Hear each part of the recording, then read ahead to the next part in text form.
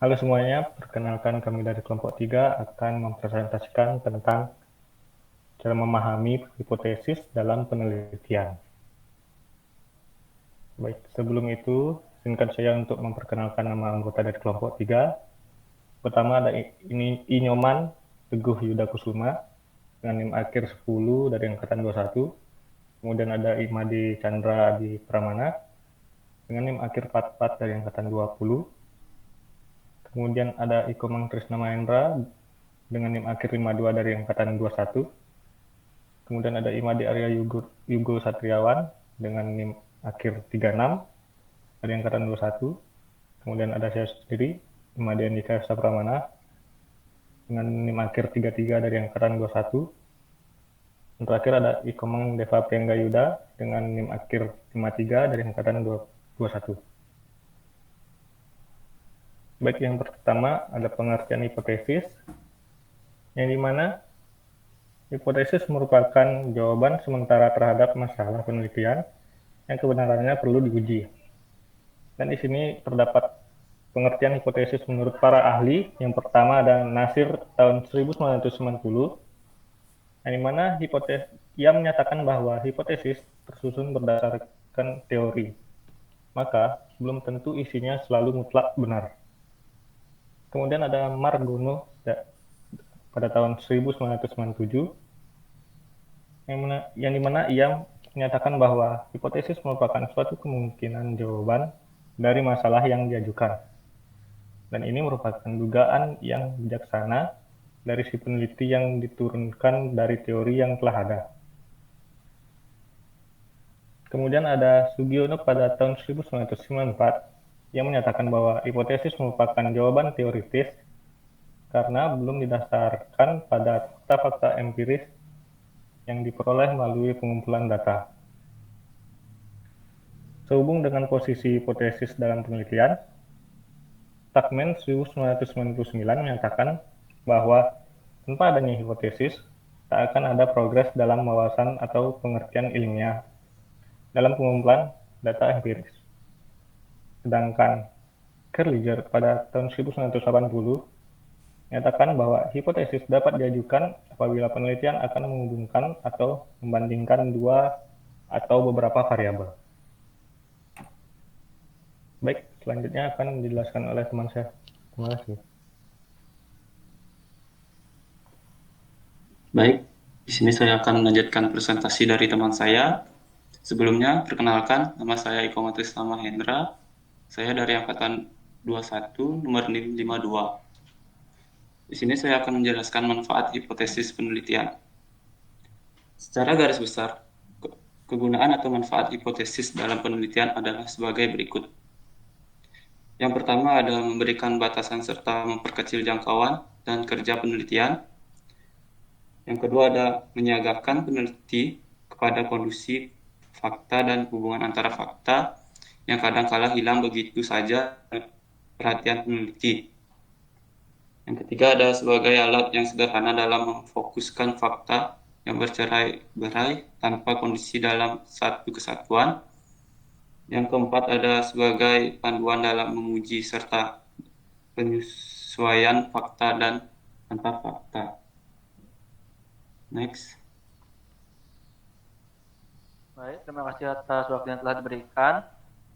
Di sini saya akan menjelaskan cara untuk menentukan hipotesis yang baik. Beberapa hal yang perlu diperhatikan dalam mengemukakan hipotesis diantaranya ialah yang pertama, hipotesis hendaknya dikemukakan dalam bentuk kalimat pernyataan, bukan dalam kalimatannya. Yang kedua, hipotesis hendaknya dirumuskan secara jelas dan padat. Yang ketiga, hipotesis hendaknya menyatakan hubungan atau perbedaan antara dua atau lebih variabel. Yang keempat, hipotesis hendaknya dapat diuji, yaitu dengan tersedianya data yang akan dikumpulkan untuk mengujinya. Menentukan suatu hipotesis memerlukan kemampuan peneliti dalam mengaitkan masalah-masalah dengan variabel-variabel yang dapat diukur dengan menggunakan suatu analisa yang dibentuknya. Menggali dan merumuskan hipotesis dapat memfokuskan permasalahan sehingga hubungan-hubungan yang terjadi dapat diterka.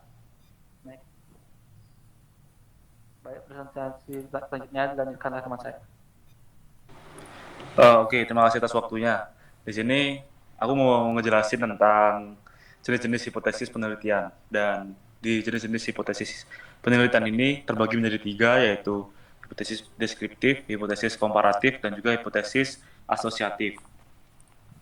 Mungkin kembali lagi dengan definisi awal hipotesis itu sendiri, yaitu jawaban sementara atau dugaan sementara. Jadi ketiga ini hampir sama, tapi ada yang sedikit berbeda dari masing-masing jenis-jenis hipotesis penelitian ini. Dan sekarang mari kita bahas. Yang pertama yaitu hipotesis deskriptif. Hipotesis deskriptif merupakan jawaban sementara terhadap masalah deskriptif, yaitu yang berkenaan dengan variabel mandiri. Dan juga hipotesis komparatif. Hipotesis komparatif adalah dugaan atau jawaban atas rumusan masalah secara sementara yang bersifat komparatif. Rumusan masalah pada hipotesis ini bervariabel yang sama walaupun jumlah populasi atau sampelnya tidak sama atau keadaan yang terjadi berlainan waktunya. Dan yang terakhir yaitu hipotesis asosiatif. Hipotesis asosiatif ini adalah dugaan atau jawaban sementara atas rumusan penelitian yang berbentuk asosiatif, yaitu yang menunjukkan hubungan antara dua variabel atau lebih. Jadi, hipotesis asosiatif ini merupakan salah satu dari macam-macam hipotesis. Baik, akan dilanjutkan oleh teman saya. Terima kasih atas waktunya. Di sini saya akan menjelaskan tentang uji hipotesis. Uji hipotesis memiliki sifat yang sementara, sehingga sebuah hipotesis bisa benar dan juga bisa salah.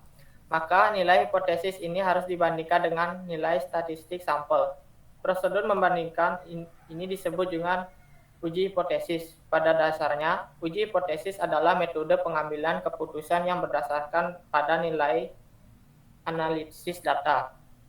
Analisis data ini bisa berasal dari percobaan yang terkontrol atau observasi yang bersifat tidak terkontrol. Sehingga uji hipotesis sering disebut dengan konfirmasi analisis data. Terdapat dua ketentuan dalam uji hipotesis tersebut, yaitu yang pertama, perbedaan antara nilai statistik sampel dengan nilai statistik hipotesis cukup besar. Maka hipotesis tersebut ditolak atau lebih tepatnya menolak hipotesis. Yang kedua, perbedaan antara nilai statistik sampel dengan nilai statistik hipotesis kecil. Maka hipotesis tersebut diterima atau lebih tepatnya gagal menolak hipotesis. Sampai saat ini belum ada metode statistik untuk menolak hipotesis, sehingga istilah menerima hipotesis sebenarnya tidak menolak hipotesis. Adapun istilah menerima hipotesis hanyalah kesepakatan saja. Misalnya, rata-rata jumlah pengunjung klinik per hari sebanyak 60 orang. Maka kita akan menemukan 3 kemungkinan. Yang pertama adalah kenyataan kita mendapatkan rata-rata pengunjung adalah 85 orang. Maka secara sepintas kita menolak hipotesis. Dan dalam kenyataan kita mendapatkan rata-rata pengunjung adalah 48 orang. Maka pada kondisi seperti ini kita tidak mungkin menerima hipotesis. Namun untuk menolak hipotesis juga tidak cukup besar. Next. Prosedur uji hipotesis. Prosedur uji hipotesis adalah serangkaian langkah yang digunakan untuk menguji sesuatu pernyataan hipotesis secara statistik. Berikut adalah tahapan prosedur uji hipotesis secara umum. Yang pertama, tentukan hipotesis 0 dan hipotesis alternatif. Hipotesis 0 merupakan hipotesis yang ingin dibuktikan salah dan hipotesis alternatif merupakan hipotesis yang ingin dibuktikan benar. Yang kedua, tentukan tingkat signifikan yang akan digunakan. Tingkat signifikansi merupakan batas kecil kemungkinan kesalahan yang dapat diterima, yaitu kemungkinan salah menolak hipotesis 0. Ketiga, tentukan jenis uji statistik yang akan digunakan. Maksudnya di sini, apakah uji parametrik atau uji non-parametrik menggunakan data distribusi normal Keempat, tentukan nilai kritis atau nilai batas kritis. Maksudnya adalah kita menentukan nilai kritis atau batas kritis yang digunakan untuk membandingkan hasil uji statistik dengan hipotesis nol. 5. Kumpulkan data dan hitung nilai uji statistik. Maksudnya di sini kita mengumpulkan data, setelah itu kita hitung nilai statistik yang sesuai dengan jenis uji statistik yang telah ditentukan pada langkah ketiga. Yang keenam, bandingkan nilai uji statistik dengan nilai kritis pada tingkat signifikansi yang telah ditentukan pada langkah kedua. Jika nilai uji statistik lebih besar dari nilai kritis, maka hipotesis nol dapat ditolak. Dan yang terakhir, ambil kesimpulan berdasarkan hasil pengujian. Jika hipotesis nol ditolak, maka dapat disimpulkan bahwa hipotesis alternatif diterima. Namun, jika hipotesis nol tidak dapat ditolak, maka tidak dapat disimpulkan bahwa hipotesis alternatif diterima, melainkan hanya dapat disimpulkan bahwa ada bukti yang cukup untuk menolak hipotesis nol. Selanjutnya akan dilanjutkan oleh teman saya. Baik, terima kasih atas waktunya. Di sini saya akan memberikan contoh hipotesis. Yang pertama ada contoh hipotesis satu arah. Contohnya, pemberian pupuk nitrogen dapat meningkatkan produksi tanaman padi. Hipotesis tersebut dikatakan sebagai hipotesis satu arah karena ia hanya mengasumsikan bahwa pemberian pupuk nitrogen dapat meningkatkan produksi tanaman padi. Dalam hal ini, hipotesis ini tidak mengasumsikan bahwa pemberian pupuk nitrogen dapat menurunkan produksi tanaman padi. Oleh karena itu, hipotesis ini dikategorikan sebagai hipotesis satu arah. Hipotesis satu arah hanya mengasumsikan bahwa perubahan yang diharapkan akan terjadi dalam satu arah saja. Hipotesis ini biasanya digunakan dalam penelitian di mana peneliti sudah memiliki keyakinan atau teori yang kuat tentang arah hubungan antara variabel yang diteliti. Sehingga hipotesis yang dibuat hanya menguji hipotesis yang sesuai dengan teori tersebut. Selanjutnya ada hipotesis dua arah. Contohnya, tingkat kecemasan dapat mempengaruhi hasil belajar mahasiswa. Hipotesis tersebut dikatakan sebagai hipotesis dua arah karena ia mengasumsikan bahwa tingkat kecemasan dapat memiliki efek yang signifikan baik dalam meningkatkan maupun menurunkan hasil belajar mahasiswa. Dalam hal ini, hipotesis ini tidak hanya mengasumsikan bahwa tingkat kecemasan dapat mempengaruhi hasil belajar mahasiswa ke arah yang lebih buruk, tetapi juga mengasumsikan bahwa tingkat kecemasan dapat mempengaruhi hasil belajar mahasiswa ke arah yang lebih baik. Oleh karena itu, hipotesis ini dikategorikan sebagai hipotesis dua arah atau hipotesis non-direksional. Next. Terakhir ada kesimpulan. Hipotesis adalah jawaban sementara yang perlu diuji kebenarannya melalui data empiris, terdiri dari jawaban teoritis yang diturunkan dari teori yang telah ada, namun belum didasarkan pada fakta empiris yang diperoleh melalui pengumpulan data. Hipotesis membantu memfokuskan fakta yang bercerai-berai dan memberikan batasan pada penelitian.